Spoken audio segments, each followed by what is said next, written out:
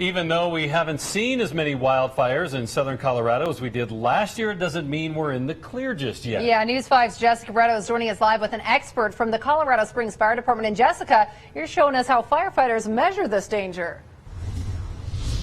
That's right, Bree and Ira, and it all starts with this oven right here inside. Firefighters place different samples of vegetation. There's one in here right now. They bake it, and that's how they're able to measure how much moisture is in this vegetation, and therefore how much of a wildfire risk we are at right now. There are different samples here around us. I'm actually joined by Jeremy Taylor with Colorado Springs Fire Department. So what are these samples telling you right now? They seem a little lush, and we've had a wetter spring than we did last year, but that still doesn't mean we're in the clear.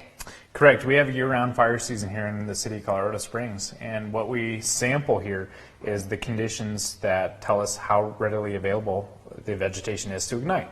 So we literally cook the moisture content out of all these different samples, and we cook them in an oven, and it tells us how readily available we need to be prepared. And you were saying that this is showing us that we're at more of a risk of grass fires right now. Correct. What we're starting to see is a drier trend in the grasses. So our grasses are exponentially higher and taller than they have been.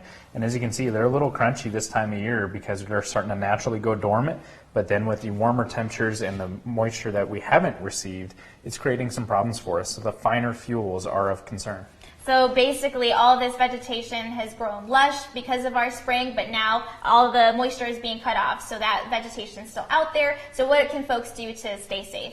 Really start looking at the fine fuels, so mowing the grasses, keeping the native grasses short, keeping our trees pruned up, keeping our trees pruned away from the house, and really concentrating on the first 30 feet around the house, but especially the first 15 feet, making sure that vegetation isn't too close to the house. Awesome. Thank you so much, Jeremy. And just to visually demonstrate that, you want to make sure you have no vegetation within a 15-foot perimeter around your home. That's the distance from the end of that table to where I'm standing right now. Always watching out for you. Colorado Springs, Jessica Barretto, News 5.